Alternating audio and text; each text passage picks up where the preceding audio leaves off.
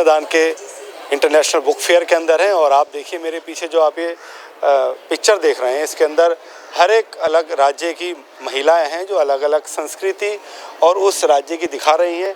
लेकिन आप देखिए इसमें ख़ास बात यह है कि हर एक महिला, चाहे वो किसी भी राज्य की हो, वो एक किताब पढ़ रही है और किताब पढ़ने ये दर्शाता है कि जो हमारा देश है उसके अंदर बहुभाषी देश है। कई तरीके की यहाँ पे लैंग्वेज बोली जाती है और उसी को प्रदर्शित इस बुक फेयर के अंदर दिखाया गया है। तो आइए देखते हैं अंदर और क्या खास है और कितनी भाषाओं में यहाँ पे किताबें हैं और अंदर ऐसा क्या है जो देखने के लिए यहाँ पे भीड़ उमड़ रही है। तो आइए मेरे साथ। अपना नाम बताइए। मेरा नाम शिवा है। ये जो आर्ट जो बनाए हैं, जो आर्टिस्ट हैं, उनका नाम अभिषेक सिंह है। उन्होंने क्या दिखाना चाह रहे हैं, वो एक्चुअली में हाथियों के साथ काम करते हैं। तो वो ये दिखाना चाह रहे हैं, जो हाथी है, एक छोटा हाथी है यहाँ पे, उसने कहीं से सुन लिया कि वो वर्षा ला सकते हैं, बारिश ला सकते हैं। तो वो एशियंट हाथी के पास गया है और जानना चाहता है कि वो वर्षा आती कैसे है। ये एक बेबी को डिपिक्ट कर रहा है, एक बच्चे को डिपिक्ट कर रहा है कि जो बच्चे होते हैं बहुत ज़्यादा क्यूरियस होते हैं, उनको क्वेश्चन पूछने की आदत होती है। तो वही वो डिपिक्ट कर रहा है यहाँ पे। वो जानना चाहता है कि बारिश कैसे आती है। फिर हम नीचे आएंगे तो यहाँ पे क्रोकोडाइल है। हमने जो भी स्टोरी सुनी है, कार्टून देखा है, हम देखते हैं कि एक जो एलिफेंट है और जब भी पानी पीने जाता है, क्रोकोडाइल हमेशा उन पर अटैक कर देता है। बट रियलिटी में ऐसा नहीं होता है। रियलिटी में वो एक फ्रेंड वाला जोन बना के रखते हैं, साथ में रहते हैं आराम से, क्योंकि वो दोनों इतने अवेयर होते हैं। फिर हम देखेंगे जो लायन है वो एक मेडिटेटिव पोज में है, एक पीस में है। जो हम लायन को देखते हैं, लायन जो भी हम देखते हैं जब भी उनको, तो हम एक एग्रेशन वाला मोड उनके साथ अटैच कर देते हैं। बट एक्चुअली में ऐसा नहीं होता है। जितने भी एनिमल्स होते हैं वो बहुत ज़्यादा काम होते हैं। और जितने आप अलग अलग क्रिएचर्स देख रहे होंगे छोटे छोटे, तो उन्होंने क्या किया है, माइथोलॉजी एंड एनिमल्स को मिक्स करके बनाया है। आप यहाँ देखेंगे, यहाँ कृष्णा जी के जो बांसुरी है उनका उन्होंने पोज बनाया है और गरुण जी की उन्होंने बॉडी बनाई है। फिर हम उस वाले कैनवस पे चलेंगे तो वो यहाँ पे एक्सप्लेन कर रहे हैं कि दिखाना चाह रहे हैं यह जो बड़ा हाथी है उससे एक फॉरेस्ट बन रहा है, एक इकोसिस्टम उससे निकल रहा है पूरा। देन हम जो ह्यूमंस हैं वो इन्जॉय करते हैं इकोसिस्टम को, लेकिन कभी भी उसके अंदर कुछ कंट्रीब्यूट नहीं करते हैं। और एक फेमस लाइन है कि you don't destroy what you love. तो उसी को दिखाना चाहते हैं कि जो यहाँ पे ह्यूमन बैठा है वो इन्जॉय तो कर रहा है बट उसके अंदर कुछ कंट्रीब्यूट नहीं कर रहा। तो फिर उसके हम नीचे आएंगे तो यहाँ पे फीमेल एलिफेंट्स जो हैं, जैसे हमारे घर में मम्मा होती हैं, वो पूरा घर चलाती हैं, पूरा घर का इकोसिस्टम संभाल के रखती हैं। बट बिल्कुल भी हम वो देख नहीं पाते, इसीलिए वो फाउंडेशन में उन्होंने बनाया है कि फ़ीमेल हाथी जो हैं वो पूरा फाउंडेशन संभाल रहे हैं, पूरा इकोसिस्टम संभाल रहे हैं। ये उस पूरे कैनवस की स्टोरी है। लास्ट वाला कैनवस अभी बचा है सर, उस पर बनेगा कि हाथी सीखेंगे कि बारिश आ कैसे सकती है, वो ला कैसे सकते हैं बारिश। अपना नाम बताइए। मेरा नाम नफीस जी। राज कॉमिक्स तो वो समय की बुक कॉमिक्स है जब हम छोटे हुआ करते थे और नागराज, सुपर कमांडो, ध्रुव, इन सबको पढ़ते थे। आज क्या स्थिति है आपके इन कैरेक्टर्स के बारे में? नागराज, ध्रुव, डोगा और बांकेलाल ये लोग काफ़ी पसंद कर रहे हैं, आ रहे हैं काफ़ी, और कलेक्शन पूरा लेके जा रहे हैं यहाँ से। तो भीड़ सबसे ज़्यादा यहीं हो रही होगी बच्चों की? हाँ, नागराज, ध्रुव वगैरह बहुत ज़्यादा मांग रहे हैं यहाँ पे लोग। तो लेटेस्ट दिखाइए, कोई नया आपका एडिशन आया हो? एडिशन ये आया है सर्पसत्र, ये सीरीज है। अच्छा, तो इसमें कितने पार्ट हैं? 5 पार्ट हैं इसके अंदर। ये सीरीज कंप्लीट हो चुकी है। अच्छा, तो इसकी आप मूवी क्यों नहीं बनवाते, जैसे मार्वल वगैरह बना रहे हैं, सुपरमैन? इस पे चल रहा है काम मूवी के ऊपर। हाँ, क्योंकि ये भी हमारे एक सुपर हीरो ही थे। हाँ जी, इंडिया के। हाँ जी, इस सुपर कमांडो डोगा के ऊपर चल रहा है काम। अच्छा, डोगा। हाँ जी। अपना नाम बताइए। हाय, माय नेम इज़ भूमिका। भूमिका, थोड़ा बताइए, जो हेरिटेज को रिप्रेजेंट कर रहा है ये स्टॉल, इस बताइए कहाँ से शुरू हुआ, किन किन जगहों को आपने इसमें बताया है?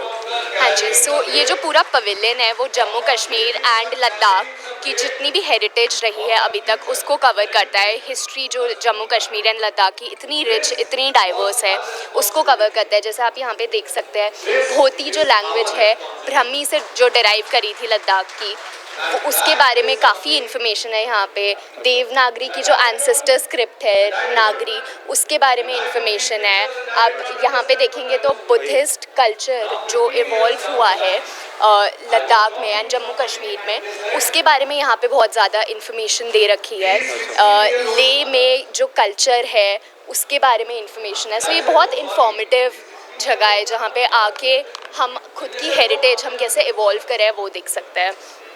जैसे कि मौर्यन एम्पायर कश्मीर में कब आया, बुद्धिज़्म का एवोल्यूशन कैसे हुआ, वैदिक टाइम से लेके उससे भी पहले तक स्टोन एज के टाइम तक का यहाँ पे सारा इन्फॉर्मेशन दे रखा है जम्मू कश्मीर लद्दाख। भूमिका, मेरा एक सवाल है, आपका फेवरेट सब्जेक्ट क्या रहा था? मेरा फेवरेट सब्जेक्ट पॉल साइंस रहा है वैसे तो। क्योंकि आजकल मैं देख रहा हूँ कि जो हिस्ट्री से है, आज के यंगस्टर वो हिस्ट्री उनको पता नहीं है, लेकिन आपको तो मैं देख रहा हूँ बहुत अच्छा नॉलेज है, तो मुझे लगा हिस्ट्री आपका फेवरेट सब्जेक्ट होगा। नहीं नहीं, यहाँ पे कोई भी इंसान आएगा, मुझे कुछ नहीं पता था ये भोती लैंग्वेज नागरी लैंग्वेज के बारे में। मैं यहाँ पे आई, मैंने ये सब पढ़ा, सो इससे इन्फॉर्मेशन भी बहुत इंक्रीज़ होती है जो कि इतना इम्पोर्टेंट है हमारे यूथ के लिए आजकल। सो ये पवेलियन बहुत अच्छा है क्योंकि इन सारी चीज़ों के बारे में कॉमनली पता नहीं होता। हाँ जी, तो हाँ जी, तो मौर्यन एम्पायर ने कैसे कश्मीर को अपनी टेरिटरी में गेन करा था उसके बारे में इंफॉर्मेशन है। उसके बाद एक बहुत इंटरेस्टिंग पार्ट जो यहाँ पे है जो कि आगे के पवेलियन में भी हम देख सकते हैं, वो ये है कि कैसे कश्मीर का जो कल्चर है वो लिंक्ड है पूरे इंडिया के कल्चर से, तो वो बहुत इंटीग्रेट करने वाली बात है। तो वो जो ब्रिज करता है कल्चर्स को, वो वाली बात यहाँ पे दिखा रखी है। तो भूमिका चले उस स्टॉल में? हाँ जी, आइए। तो भूमिका हमें इंटरनेशनल स्टॉल में अब लेकर आई हैं जहाँ पे सऊदी अरब के यहाँ पे तमाम आप देख सकते हैं उनकी संस्कृति है, उनके कपड़े हैं, कैसे वहाँ पहनावा है, और ज़्यादा भूमिका और हमें बताएंगे। भूमिका, ये स्टॉल में और क्या खासियत है, क्या क्या बताया सऊदी अरब के बारे में? ये जो कपड़े हैं ये रॉयल कपड़े हैं। सो रॉयल्टी सऊदी अरेबिया की जैसे कपड़े पहनते हैं ये उसका रिफ्लेक्शन है। तो आप जैसे देख सकते हैं ये कितने वाइब्रेंट है और देख के लग रहा है कि वो जो ऑरा होता है रॉयल्टी का वो दे रहे हैं। आइए आगे चलते हैं। जैसे कि आप जानते हैं हाँ, सऊदी अरेबिया में म्यूज़िक को कितनी ज़्यादा इम्पोर्टेंस दी जाती है, तो यहाँ पे डिफरेंट म्यूज़िकल इंस्ट्रूमेंट्स हैं जिसको यूज़ करके डिफरेंट कल्चरल परफॉर्मेंसेस होती है, तो ये बहुत ब्यूटीफुल है। देखिए अलग अलग यहाँ पे इंस्ट्रूमेंट है जो सऊदी अरब में बजाए जाते हैं, और वहाँ का म्यूज़िक तो इतना सूदिंग होता है। और हमने समय सुना ही है कितनी हिंदी मूवीज़ के अंदर भी सऊदी अरब की जो म्यूज़िक के थीम है वो यूज़ किए गए हैं। चाहे ये देखिए ये इंस्ट्रूमेंट है सऊदी के, और मैं ठीक कह रहा हूँ ना भूमिका? हाँ जी, मैं ठीक कह रहा हूँ ना? म्यूज़िक कितना सूदिंग है, है। इसको दिखाइए बस। और अलग अलग इंस्ट्रूमेंट हैं जो कि और अपने ये इतने डेलिकेट होते हैं कि आपको बहुत मास्टर करने के लिए बहुत आर्टिस्टिक होना पड़ता है, बहुत सालों की मेहनत लगती है। और आइए दिखाते हैं, ये भी एक इंस्ट्रूमेंट है जो सऊदी अरब के अंदर बजाए। यस, स्ट्रिंग बेस्ड इंस्ट्रूमेंट है, जैसे हमारा गिटार है उसी तरीके से ये इंस्ट्रूमेंट है। और ये डफ जो डफ का ही एक दूसरा रूप है, जो ये देखिए डफ का ही एक अलग रूप है जो सऊदी अरब के अंदर है। ये स्वॉर्ड डांस होता है उसमें भी यूज़ किया जाता है। आइए आगे चलते हैं। यहाँ पे आप जैसे देख सकते हैं सऊदी अरेबिया का जो कल्चर है वो भी देखने को मिल रहा है और इतने इमर्सिव वे में देखने को मिल रहा है। आप जहाँ भी देखेंगे आपको दिखेगा।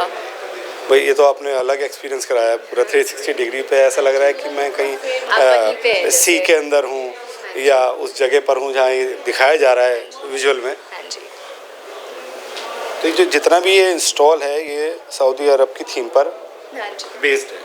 हाँ जी, ये सऊदी अरेबिया ने, वो हमारी गेस्ट ऑफ ऑनर कंट्री है, उन्हीं ने ये सब इंस्टॉल करा है। वही ये सारे LEDs वगैरह जो भी थे वो लेकर आए थे। तो देखिए कंट्री के अलग अलग चीज़ों को यहाँ पर दर्शाया जा रहा है, क्या खासियत है सऊदी अरब में। और समुद्र हो चाहे बिल्डिंग्स हो, हर चीज़ को यहाँ पर विजुअल के अंदर बताया जा रहा है। तो ये कितना खूबसूरत नज़ारा है। 360 डिग्री पे हम फील कर रहे हैं कि हम सऊदी अरब में हैं। आगे चलते हैं। हेलो बेटा, क्या नाम है आपका? पूर्वी। पूर्वी, आप क्या कर रहे हो? कलर कर रहे हो? कौन सा कलर है ये? रेड। रेड। तो आपको सबसे अच्छा कलर कौन सा लगता है? रेड। रेड। आप मम्मी पापा के साथ आए हो? मम्मी पापा उधर कुछ काम कर रहे हैं। अच्छा, आप ये काम कर रहे हो? ये तो बड़ा प्यारा काम कर रहे हो आप। कौन सी क्लास में हो आप? KGH। अरे वाह, तो आपको ABCD सब आ गई। जय हनुमान ज्ञान गुण सागर जय कपीश तिहु लोक उजागर रामदूत अतुलित बलधाम अंजनी पुत्र पवन सुत नामा महावीर विक्रम बजरंगी कुमति निवार सुमित के संगे कंचन बरन विराज सुबेसा कानर कुंडल कुंचित केसा हाथ वज्र और ध्वजा विराजे कांधे मूज जनेऊ साजे शंकर सुवन के श्री नंदन तेज प्रताप महाजगवंदन विद्यामान कुनियत चातु राम काज करबे को वातु प्रभु जत सुनबे को रसिया राम लखन सीता मन बसिया सूक्ष्म रूप धरि सिया दिखावा प्रकट रूप धरि अंक चलावा भीम रूप धरि सुसार रामचंद्र के काज सवार लाए सजीवन लखन जी आए श्री रघुबीर हर शूलाए तुम मम प्रिय भरते संभय सास बदन तुम रोजस गावे हंस के सीपति कंठ लगावे संकादिक ब्रह्मादुनि सा नारद सार सहित ईसा जम कुबेर दिक्पाल आते कप को वेद कर सके कांच बचित। वाह वाह वाह वाह वाह, क्लैपिंग तो बनती है। अच्छा, ये जब मम्मी आपकी डरती है तब ये सुनाते हो ना उनको? हाँ, मम्मी जब हाँ जी, तो यहाँ पे जैसे आप देख सकते हैं कश्मीर की जो डायलेक्ट है वो कैसे पूरे इंडिया में एक्सपैंड होके अलग अलग इंडिया के पार्ट्स में गए हैं। तो ये कितना इंटरेस्टिंग है। आप देखिए कश्मीर एक कोने पे एंड नीचे चोलाज जहाँ पे है वहाँ पे कितना डिस्टेंस है वैसे, बट यही सारी चीज़ें तो इंडिया को इंडिया बनाती है, यही डाइवर्सिटी तो, एंड वो कितना ब्यूटीफुली यहाँ पे दिखा रखा है। एंड अगर आप उस साइड पे देखेंगे तो हमारे जो वॉर हीरोज़ थे परमवीर चक्र महावीर चक्र जिनको मिला था 1947-48 में, उनके बारे में उनको ट्रिब्यूट दिया गया है यहाँ पे, जो कि इतनी अच्छी बात है। एंड देन जम्मू कश्मीर जब इंडिया का पार्ट बना था तो उसके बारे में, सो ये सारी चीज़ें कहीं ना कहीं हमें पता होती है बट इतना डिटेल में नहीं पता होती, और वो करेक्ट इन्फॉर्मेशन जो होती है कई बार वो भी नहीं होती हमारे पास। तो यहाँ पे आके अगर ऐसे देखते हैं पिक्चर्स के साथ अगर कोई बताते हैं तो कितनी अच्छी बात है। तो आइए आगे और एक्सप्लोर करते हैं। इस स्टॉल में क्या खास है भूमिका ये भी बताइए। काफ़ी मैं देख रहा हूँ क्रिएटिविटी बहुत दिख रही है, थोड़ा इसके बारे में बताइए। तो ये थीम पवेलियन है। यहाँ पे इंडिया की जैसे आपको पता है 22 लैंग्वेजेस है, तो हर एक लैंग्वेज और हर एक कल्चर रिप्रेजेंट हो उसको इंटीग्रेट करने की कोशिश करी गई है। जैसे आप अगर पीछे देखेंगे वो बुक शेल्फ्स पे जो किताबें भी हैं वो अलग अलग लैंग्वेजेस में रख रखी है, हर एक लैंग्वेज में है 22 में से, ताकि हर एक कल्चर को उसकी अपनी जगह मिले सही। और एक बहुत इंटरेस्टिंग चीज़ जो यहाँ पे है, ये इन्हीं बुक्स की आप बात कर रही थी ना? हाँ जी। तो 22 लैंग्वेज में बुक्स हैं सारी? हाँ जी। अच्छा। एंड अलग अलग कल्चर को रिप्रेजेंट करी है वो इंडिया के। ओके। एंड अगर आप अंदर आएंगे तो ये ऑडियो विजुअल एक्सपीरियंस है। अच्छा, तो हम आपको दिखा रहे हैं ऑडियो विजुअल एक्सपीरियंस जो कि थीम स्टॉल के अंदर है। तो ये हर एक लैंग्वेज में बोला गया है। आप यहाँ पे आराम से बैठ सकते हैं एंड सुन सकते हैं हर एक लैंग्वेज के बारे में।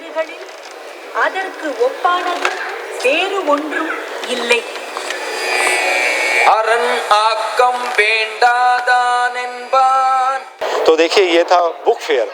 इसमें हमने आपको दिखाया है कि इस बुक फेयर की सबसे ज़्यादा ख़ास बात यही है कि हमारे देश के अंदर बहुत सारी भाषाएं बोली जाती हैं और इतनी सारी भाषाओं के साथ एक बहुत सारी संस्कृति जुड़ी है, और उस संस्कृति अलग अलग संस्कृति होने के बावजूद हमारे देश में जो एकता है वो आज से नहीं सदियों से चलती चली आ रही है और आगे भी इसी तरीके से एकता हमारे देश में बरकरार रहेगी, चाहे कितनी भी भाषा बोली जाए, कितनी भी संस्कृति हो।